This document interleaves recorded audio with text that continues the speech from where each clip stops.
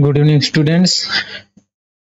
जैसा कि हम पहले वीडियो बना करके आप लोगों को देते थे, आप जिससे अपना जो बोर्ड का प्रिपरेशन है और अच्छे से कर सकें, तो आज मैं एक नया chapter third pair of linear equation in two variable का आपको कॉन्सेप्चुअल प्रॉब्लम जो होता है उसके लिए कॉन्सेप्ट का वीडियो आपको बना के दे रहा हूँ।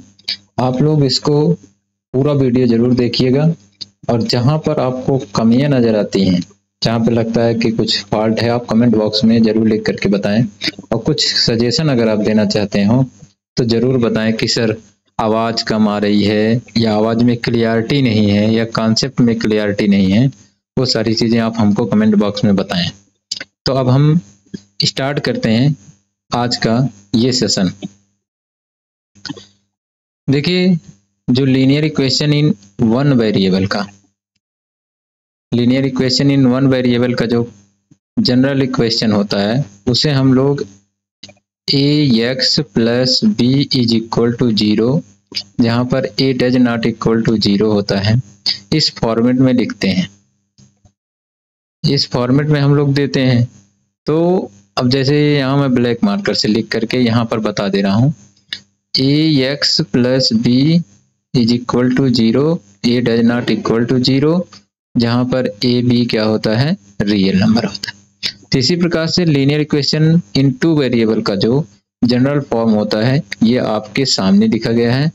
और जो यहाँ नीचे स्टेटमेंट लिखा गया है कि where a and b can not be 0 at the same time, मतलब कि सही बात है, a does not equal to 0 होता है और जो b है b is also does not equal to 0, लेकिन a b c क्या होना चाहिए, ये रियल नंबर होना चाहिए। ये हमको ध्यान देना है, जिसका एक जनरल एग्जांपल ये है। आप लोग इसके बारे में अच्छे से पढ़ चुके हैं। अब पेयर ऑफ लीनियर इक्वेशन का जो जनरल फॉर्म होता है ये आपके सामने ये स्क्रीन पर प्रेजेंट है, जिसके बारे में आप अच्छे से जानते हैं, इसलिए इस पर हम ज्यादा टाइम वेस्ट नहीं करेंगे। यहाँ पर भी वही सेम कंडीशन होता है, a1 b1 does not equal to 0 होता है और a2 does not equal to 0, b2 does not equal to 0 होता है। a1 b1 c1, a2 b2 c2, these are the real numbers. अब अगर मैं बात करूं स्टूडेंट्स, जो यहाँ पर टाइप्स ऑफ जो सॉल्यूशंस होते हैं, इसके linear equation in two variable है तो इसके कई सॉल्यूशंस होंगे। देखो, पहला नंबर, अगर कोई भी लीनियर इक्वेशन है तो क्या होगा, उसके यूनिक सॉल्यूशन हो सकते हैं, इनफाइनिटी मेनी सॉल्यूशंस हो सकते हैं या नो सॉल्यूशंस होते हैं। इसके अपने अलग अलग कंडीशंस हैं जो इस स्क्रीन में दिया गया है।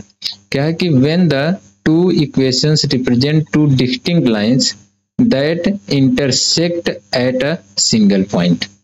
जैसे दो इक्वेशंस है, linear equation in two variable क्या बनाता है, स्ट्रेट लाइन बनाता है, तो वो उस केस में क्या हो सकता है, इंटरसेक्ट कर सकते हैं, पैरेलल हो सकते हैं या एक दूसरे के ऊपर से क्या कर सकते हैं, वन साइड कर सकते हैं। तो तीन केसेस पॉसिबल है, जिसको आप लोग अच्छे से जानते होंगे, नहीं जानते होंगे तो उसके लिए मैंने ये वीडियो आपको बनाया है।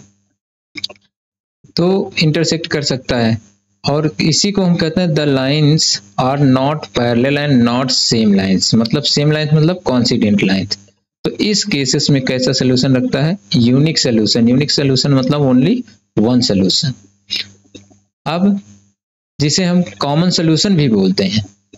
अब जो इनफाइनेटली मेनी सोल्यूशन होता है, इनफाइनेटली मेनी सोल्यूशन का कंडीशन होता है if two linear equation represent the same line. Same line मतलब कॉन्सिडेंट लाइन हो, ये जो आपको थर्ड लाइन मैंने यहाँ पर प्रेजेंट करके दिखा है ये हो सकता है। और फिर इसकी दूसरी कंडीशन है कि every point on the line satisfied both equations.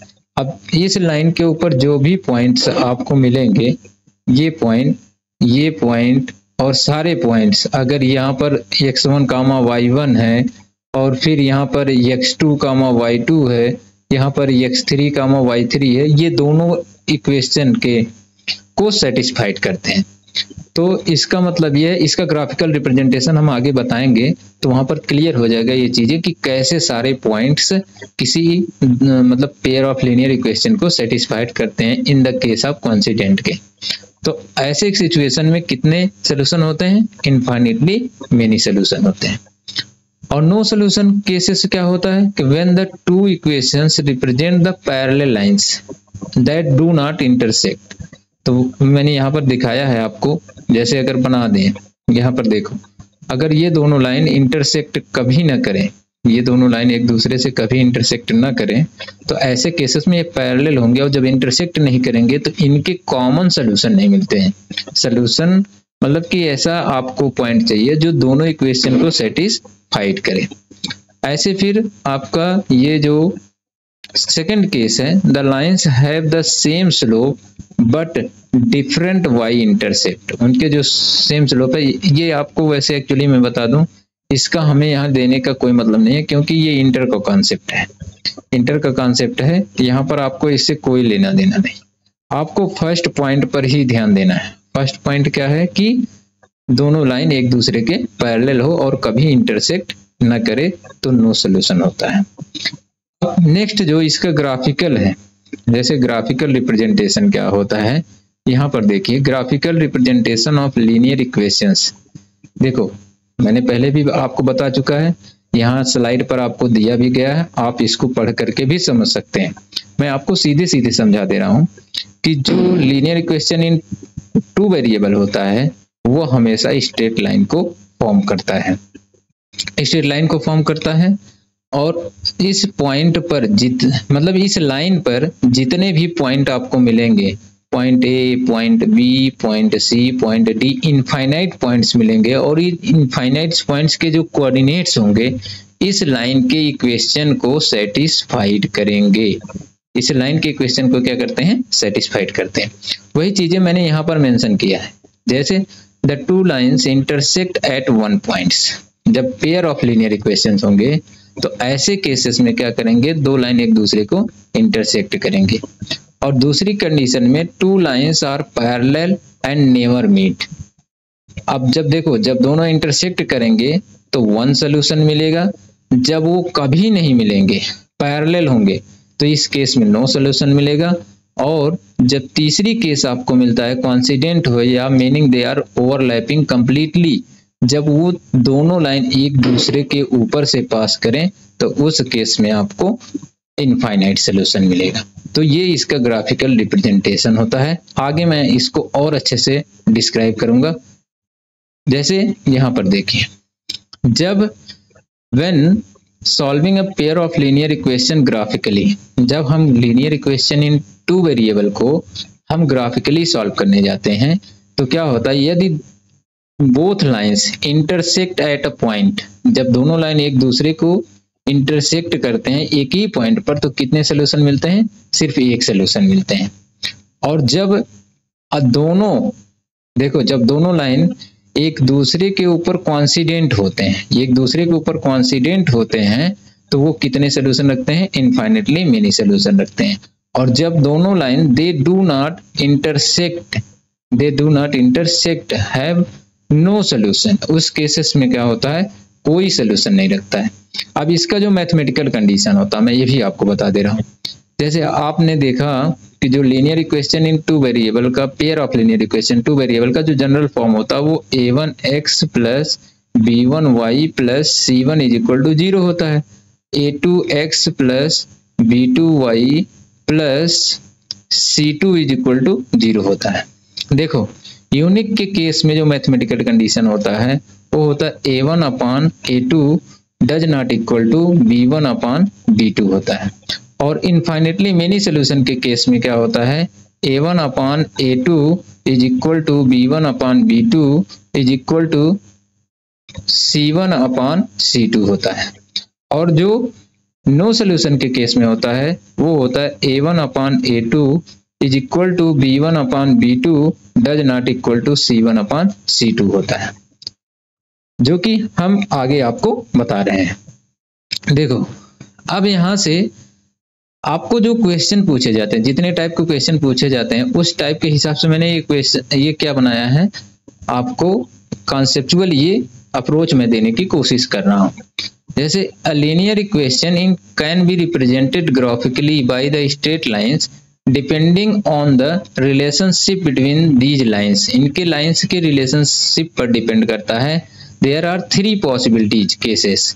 पहला क्या, इंटरसेक्टिंग लाइन केसेस हो सकता है, दूसरा कॉन्सिग्वेंट लाइन केसेस हो सकता है, तीसरा पैरेलल लाइंस का केस हो सकता है, जो कि ऑलरेडी मैंने आपको बता दिया है कि अगर इंटरसेक्ट करता है तो 1 सोल्यूशन, और अगर कॉन्सिडेंट करता है इनफाइनाइटली मेनी सोल्यूशन, या कंसिस्टेंट सिस्टम उसे हम कहते हैं। डिपेंडेंट एंड कंसिस्टेंट, बेटा आप इसको बहुत ध्यान दीजिएगा, डिपेंडेंट एंड कंसिस्टेंट।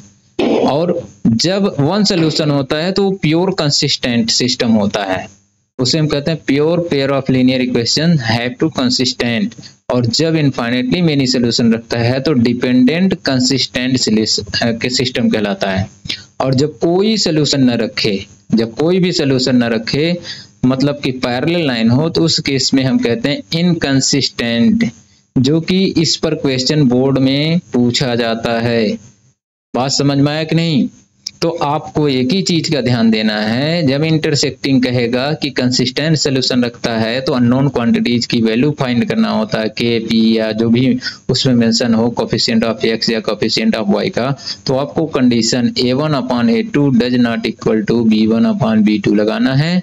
और जब पैरेलल की केस बताएगा या कंसिस्टेंट या डिपेंडेंट की बात करता है या इनफाइनाइटली मेनी सोल्यूशन की बात करता है, तो आपको यूज करना है a1/a2 is equal to b1/b2 is equal to c1/c2 का केस लगाना है। और जब पैरेलल लाइन का केस बताता है तो आपको लगाना है a1/a2 is equal to b1/b2 does not equal to c1/c2 का केस लगाना है। अब आगे अगर हम देखो, जो मैथमेटिकल कंडीशन मैंने आपको बताया था वो स्क्रीन पर आपको दिखा रहा हूं। देखो, कंपेयर विथ रेशियोज, उसके रेशियोज मतलब कि किसके रेशियोज की बात कर रहा है, एक्स और वाई के कोफिशिएंट की रेशियोज की बात कर रहा है। दोनों में एक्स के कोफिशिएंट ये होता है और y के कोफिशिएंट ये, इनको आप कंपेयर करो। अगर डज नॉट इक्वल है तो इंटरसेक्टिंग, एग्जैक्टली 1 सोल्यूशन, और सिस्टम क्या होगा, कंसिस्टेंट। और अगर इनके तीनों के रेशियो इक्वल होते हैं तो कॉन्सिडेंट होगा, इनफाइनाइटली मेनी सोल्यूशन रखेगा, और कंसिस्टेंट तो होगा ही होगा, उसके साथ डिपेंडेंट कहलाएगा। और अगर 2 का रेशियो इक्वल होता है और तीसरे के नॉट इक्वल होता है तो उस केसेस में पैरेलल का आता है, नो सोल्यूशन होता है, जो सिस्टम होता है उसे हम इनकंसिस्टेंट कहते हैं। एक ग्राफ, एक मतलब क्वेश्चन मैं आपको ग्राफिकल का यहाँ पे दिखा दे रहा हूँ कैसे करना है। देखो बेटा, एग्जाम में आपको इससे ज्यादा स्टेप्स नहीं लिखने हैं, मैं आपको पहले बता रहा हूँ।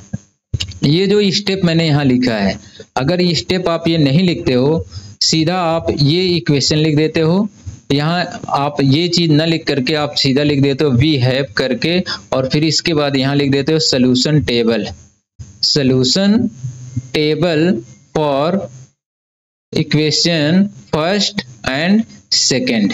फर्स्ट एंड सेकंड, इसको फर्स्ट मान लेना और इसको सेकंड बना करके ये इक्वेशन से ये आपको वैल्यू निकाल लेना है। और कोशिश ये करना है इंटीग्रल वैल्यू निकालना है, कोई भी डेसिमल वैल्यू या फ्रैक्शनल वैल्यू नहीं निकालना है एक्स और वाई की।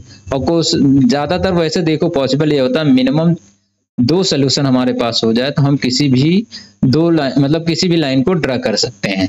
और अगर पॉसिबिलिटीज हो तो एक बार x को 0 एक बार y को 0 करके दोनों इक्वेशन में अगर इंटीजर मिलता है तो वैसे ही सॉल्व कर लेना।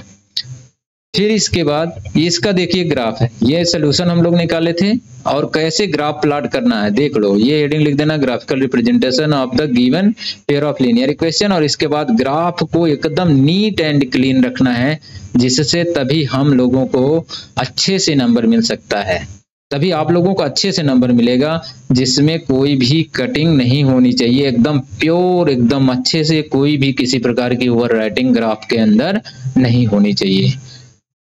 और जब ये लाइन आप ड्रा करो तो यहाँ पर ऐसे एरो जरूर बनाएं। यहाँ पर एरो ना बनाने का रीजन यही था कि मैं आप लोगों को बताऊं, क्योंकि आप लोग क्या करते हो, बस लाइन ड्रा करके छोड़ देते हो तो लाइन सेगमेंट हो जाता है। ये क्या होता है, लाइन होता है, समझ में आया कि नहीं, एक स्ट्रेट लाइन होता है।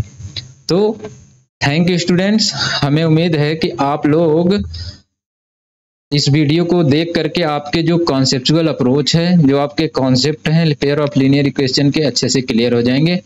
Thank you so much.